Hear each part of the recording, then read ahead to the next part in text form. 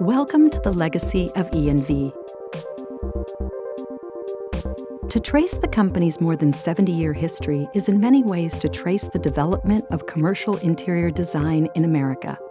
The founders started primarily with industrial design products. However, with the growing advancement in business systems and technologies, they soon became pioneers in the new discipline and methodology of space planning and office design. It all began with a few great visionaries. The firm was formed by two older gentlemen when everybody was beginning to come back from the service. Michael Safier and his partner was Walter Jacobs, who was a Harvard business graduate. The two of them who started the firm used the painting studio on 8th Street in New York. In 1948, at the age of 25, Larry Lerner was the second employee to join the firm, then called Michael Safier Associates. He graduated from Brooklyn College with a degree in design after serving in the Army Air Corps during World War II. One of his best friends, Bud Schindler, a Yale graduate with a degree in industrial engineering, was already working for the firm. We moved out of Michael's father's studio to a two-room suite at 19 West 44th Street. And we had 2 rooms there. Right. Until we had 9 people and they wouldn't fit. Then they moved to the Borden building. Right. 350 Madison. And the Borden building had beautiful terrace at the top, and there was no business that year. Right. So we all played ball on the terrace. 18 East 48th is where you hired me. In 1955, with a degree in architecture from Pratt Institute, and after spending 2 years in the Army Corps of Engineers, Richard Korchien joined Michael Safier Associates. And today, over 60 years later, Richard is still part of ENV. I was out of the Army maybe about a week, and my mother said, enough, it's time to go to work. In the Times on Sunday, they had, which I don't think they have it anymore, but they used to run ads. They were looking for an architect, okay, from a firm called Michael Safier Associates. But they said, we'll be closed on Monday, so don't call until Tuesday. Well, Monday was a Jewish holiday. And my mother, being Jewish, said, that's a good firm, call them, right? So I called them on Tuesday, and I was working on Wednesday, right? In the late 1950s, the firm was ready for a name change. At that time, it was known as Safier Lerner Schindler. How did Environetics come along? Mary McGarry was the telephone operator in our New York office. And she came up with the name Environetics, which, we all liked. She was sitting in a booth this big, telephone operator in a New York office. One of their first projects as Environetics was East Ohio Gas Company. With operational principles developed from combined experiences, Environetics was able to create a total environment for their client. This included incorporating the requirements of the client's physical workspace, investigation of efficiency, comfort, visual effects, provisions for expansion, as well as projecting the client's corporate personality. That was our first out of New York office. In the 60s, the firm really started to grow, and we then started to open up offices throughout the country.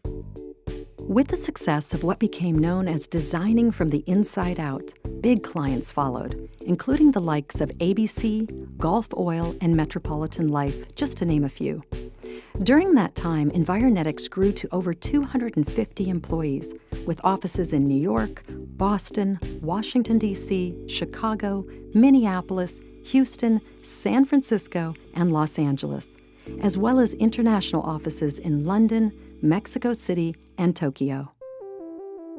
During the early 1960s, when all the domestic expansion was starting to take place, NASA retained Environetics to design an office complex for the Goddard Space Flight Center. It was while at NASA, Larry Lerner saw how computer technology was utilized to interpret satellite data. He saw a machine drawing meteorological plots with a pen. If a machine could draw those complicated line patterns, it could manage architectural drawings, he thought. Once the word spread that Environetics was pursuing the use of computer graphics, Litton Industries came to the firm with a merger proposition. So the relationship with Litton allowed us to go into the computer graphics business. And Litton being the big gorilla, when we went after Sears, Litton at that time was supplying Sears with eddy machines. What we did was we sold the company to Litton Industries, and it helped our growth immensely. And they never interfered with running our company. Litton believed the technology it had developed for military and industrial applications could be profitable in computer graphics. Environetics, armed with the new strength and influence from Litton, won the sought-after position as design consultants for Sears Roebuck for their new tower to be built in Chicago from 1969 to 1974. Under Larry Lerner's direction, Environetics pioneered the use of computer-generated graphics for architectural design and space planning. The interior of the Sears Tower was designed via the new computer-assisted drafting system. The project became a landmark for the firm and the entire industry. 3 years later, Larry, myself, and the third partner, Sid Resnick, said, "What do we need Litton Industries for anymore?"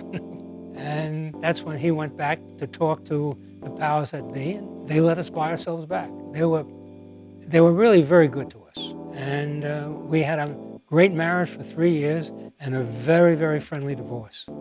And then, we became an independent company, as we are today.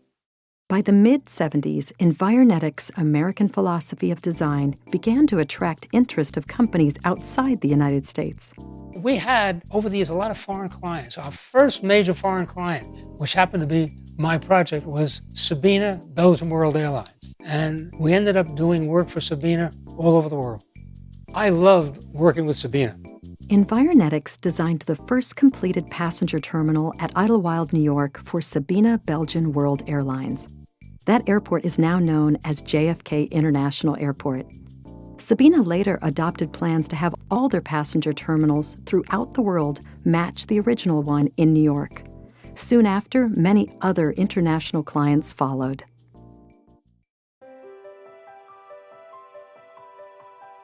The airport was a study that Larry started as more or less a PR, that we were going to do it in-house.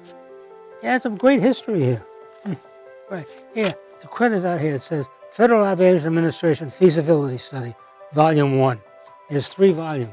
This is the study for the airport.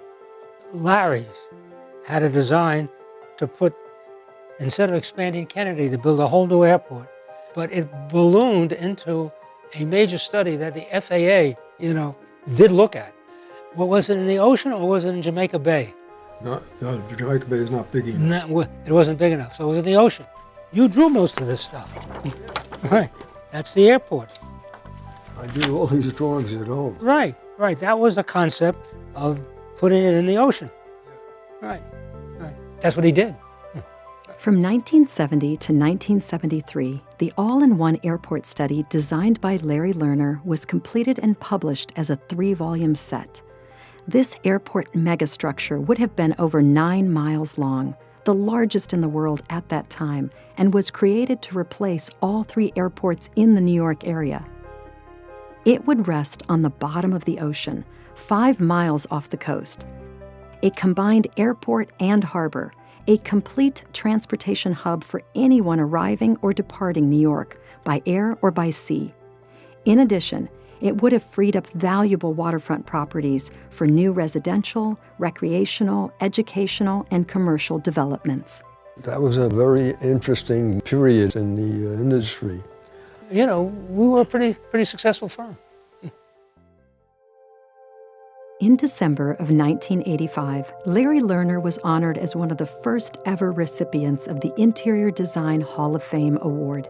It is the Academy Awards of Design, and it recognizes individuals who have made significant contributions to the growth and prominence of the design industry. Today, ENV continues to innovate, striving to combine form and function by creating client-driven solutions that inspire future generations.